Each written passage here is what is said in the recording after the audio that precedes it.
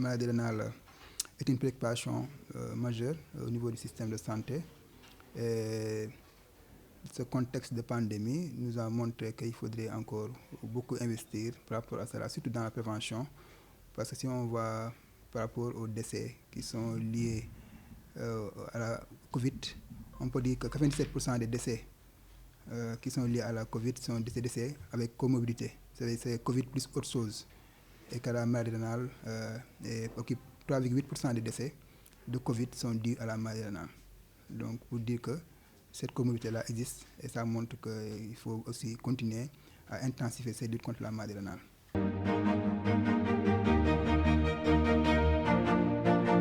Au mois de novembre 2019, nous avons eu à faire une situation de l'ensemble des centres de dialyse.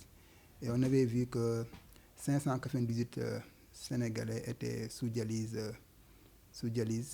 donc ils présentaient une insuffisance rénale chronique et qu'on avait recensé 64 décès.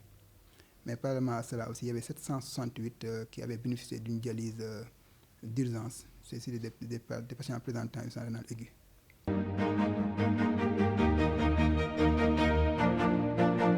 La maladie rénale est une préoccupation et dans ce sens, il y a un important investissement qui a été fait.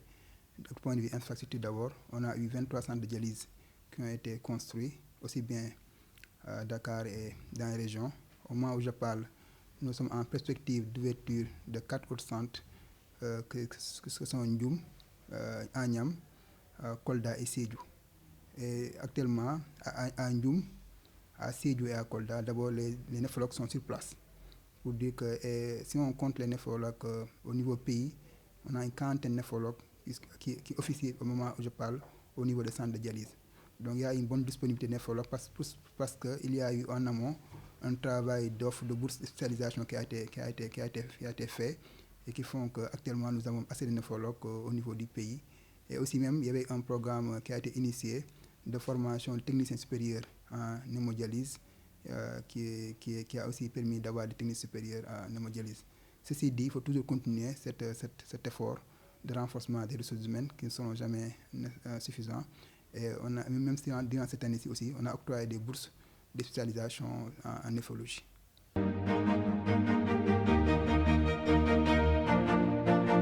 Il y a plusieurs causes qui peuvent amener à une insuffisance rénale.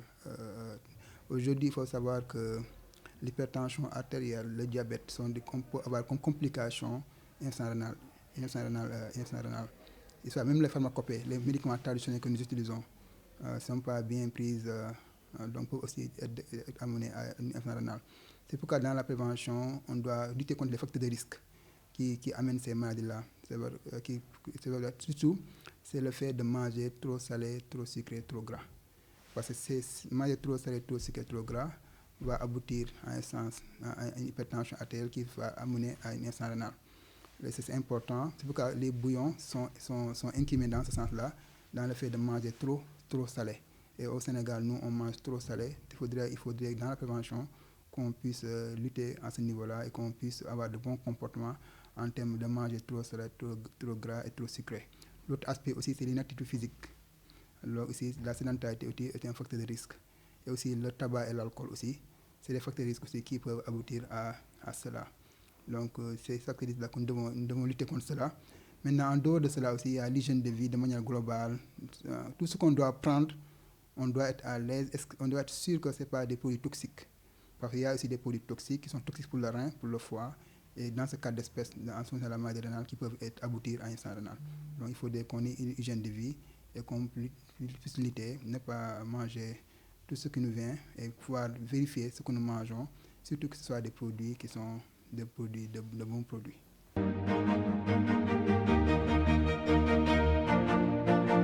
La dialyse, elle est gratuite. Elle est gratuite et ça pouvait le demander aux malades qui sont dialysés présentement au niveau du centre de dialyse. Vous diront que la séance est gratuite. Et même cette gratuite-là, c'est pas plus de 5 à 7 milliards qui est mise sur la contribution pour pouvoir faire cela. Il faut savoir que les médicaments sont payés par la couverture maladie universelle. C'est eux-mêmes qui payent les médicaments. Donc les kits de dialyse sont mis à disposition des centres de dialyse pour faire cela. Maintenant, il faut noter qu'il y a des difficultés. Mais ces difficultés, ce n'est pas les difficultés par rapport à la dialyse, c'est des difficultés d'accès à la dialyse. C'est difficile d'accès à la dialyse. En général, ceux qui sont dialysés, ils n'ont pas de problème. Par contre, maintenant, ceux qui doivent être dialysés, peut-être qu'ils n'ont pas encore eu la place, et là, à ce niveau-là, que nous sommes en train d'agir. C'est pour ça que tantôt je parlais de renforcement de l'offre de soins en augmentant les centres de dialyse. Je parlais de renforcement de l'offre de soins. Actuellement, nous sommes en train de la perspective de développer la dialyse péritonéale, qui est une alternative à l'hémodialyse. Tout cela, c'est pour faire en sorte que les malades qui sont dialysés aient la possibilité d'être soignés. Mais cependant, la gratuité, elle est effective. Dans les centres de dialyse, vous y allez, les malades sont pris en charge. Maintenant, il se pose que tous les malades n'ont pas accès du point de vue place. Et c'est pour ça qu'on est en train d'augmenter. Et comme j'ai tout à l'heure dit, il y a 4 centres de dialyse qui seront ouverts pour permettre vraiment d'augmenter l'éventail de personnes qui seront prises en charge.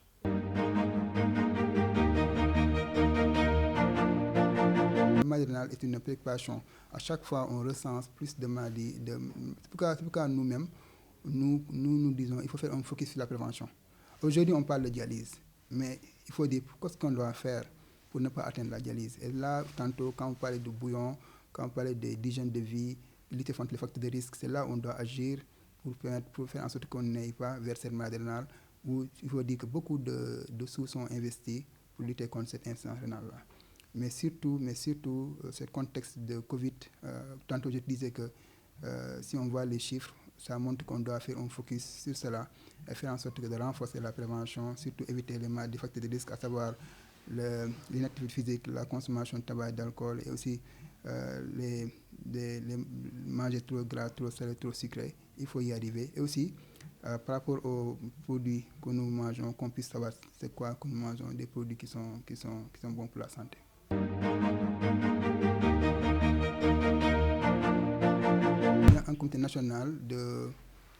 national qui est mis en place de dons d'organes et de transplantation, le CNDT, qui est mis en place et qui travaille là-dessus. Donc c'est beaucoup de textes réglementaires qui accompagnent cela et le processus est bien en place et huilé, quoi. Donc il faut savoir à ce niveau-là, il faut dire que beaucoup de textes réglementaires sont en train d'être pris en charge pour encadrer un peu cette action, parce que au-delà même de la transplantation rénale, il y a d'autres aspects, mais quand même ils sont dans cette phase-là d'asseoir le cadre juridique pour faire cela, donc pour pouvoir arriver à une transplantation effective. Mais il y a il faut dire que c'est un processus.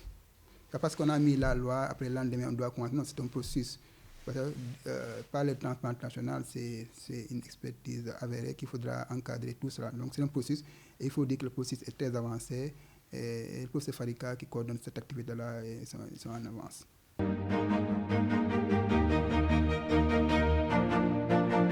Il y a plusieurs pathologies qui aboutissent à l'insuffisance rénale, surtout l'hypertension artérielle, surtout le diabète.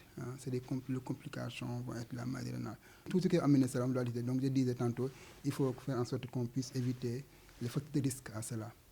Donc avec un bon suivi médical, ça peut permettre de ne pas arriver à ce stade d'insuffisance rénale. Donc lutter contre les facteurs de risque, comme j'ai évoqué tantôt dans mes propos. Ça, c'est très important. Et aussi, nous, on est un pays, aussi, les gens prennent beaucoup de décoctions. On te dit, tel produit est bon, on y va. Tel médicament est bon, on y va. Alors, parfois, donc, les médicaments de la rue, c'est des médicaments qui sont pourvoyeurs d'insuffisance rénale. Donc, les médicaments de la rue, les pharmacopées qui ne sont pas étudiés.